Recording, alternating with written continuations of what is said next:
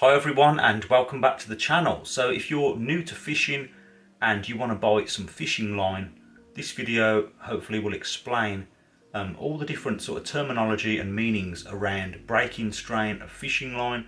What breaking strain do you need, what diameter of line, what poundage, what kilo, all that sort of thing will be explained in this video. Right, so as I say, if you're new at fishing, you've just got into it and you want to go out and catch a fish but you're not sure what strain, what breaking strain of line you need, I'm going to explain that to you now. So breaking strain is basically how much force needs to be applied to the line before it breaks. So the higher the breaking strain, the stronger the line. The lower the breaking strain, the weaker the line. You might ask, well, why not just use really high breaking strain for all fish? Well, the problem with that is that the higher the breaking strain, so the more powerful line tends to be thicker, and you don't want to be using really thick line if you're trying to catch smaller fish, or say if you're float fishing, because it can be quite difficult to cast. But anyway, let's just talk about the terminology here that's used by anglers. So to start off with, you've got it the breaking strain measured in weight. So like on this spool, it will say 6.6 kilograms. So Europeans tend to use kilos for the breaking strain, but in England we use pounds. So you can see this one says 15 pounds. So depending on where you are, it will either be measured in kilos or pounds. So that's great because that tells you how much weight needs to be applied before the line breaks. That's a good general rule of thumb. So for example, in pounds, I would say if you're going to float fish, I'd use roughly 4 pound line, 4 pound breaking strain. If you're going to fish with a ledger, feeder fishing, method feeder, ledger fishing in general, I'd use about 6 to 7 pound.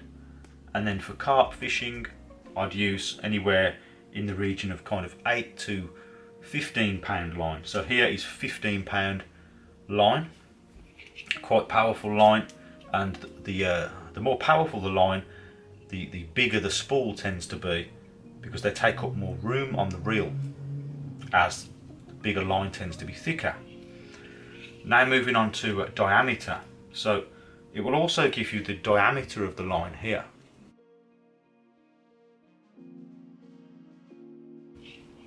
This is important because the thicker the diameter, the less line that you'll be able to get on your spool.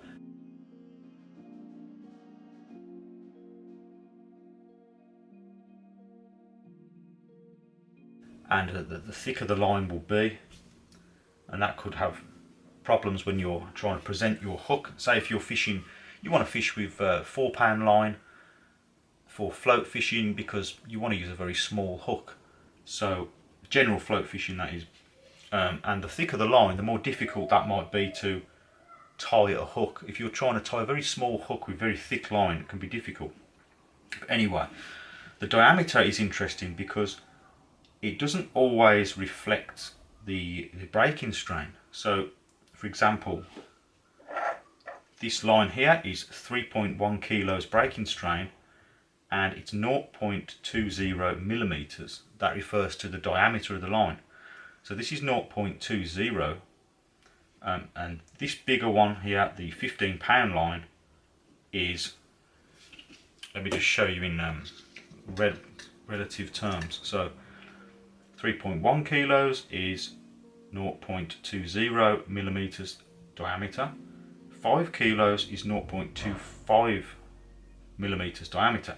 So in general, the more powerful line tends to be thicker in diameter, although that's not always the case. Sometimes you can get line that may be very strong but has quite a low diameter, which means you can get more on the spool, and it might offer better hook presentation. But in general, if you're just getting into fishing, I'd try to get familiarised with one or the other to start with. When I started fishing, I just focused on the pound breaking strain. I prefer pounds to kilos, it's just what I've always used. So I kind of got in my head that, as I just said earlier, sort of float fishing around £4, 2 to 4 pound. So if you're fishing on a canal with a very fine float, pole fishing for example, you might want to use 2-3 pound line. And then if you're going up a bit to a ledger or a method feeder, 6 to 7 pound or so, and then 8 to sort of 15 for carp. Sea fishing, I'm not so sure about. You need heavier line for that. But don't be worried about all the terminology that you see on a spool of line. The diameter just refers, like I say, to that kind of relative power to thickness of line, although it's not always the case. So I wouldn't always rely on looking at the diameter of the line, but looking at these two together can really help you. So you might want to be feeder fishing and you might want some strong line, say 7 pound line, but you don't want it to be the sort of general diameter, so you might look to find a lower diameter line. But in general, the diameter of the line directly is related to the strength of the line. Looking at it in terms of the type of fish, I would say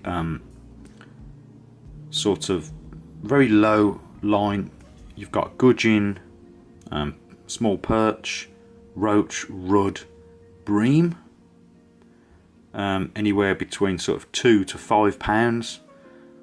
Slightly larger bream or small carp, I'd use 7 pounds, 6-7 pounds, and then the sort of larger carp, pike, large perch, large carp, sort of 8 to 12 pounds or so. But then the really big carp, the catfish, the sturgeon, 15 to 20 pounds, that kind of breaking strain. So I hope you found that useful. If you have any questions about this, please let me know, and either me or somebody else in the comments might reply to it. As always, thank you very much for watching. If you did find this video useful, please remember to like and also consider subscribing for more fishing related videos, and I'll see you next time.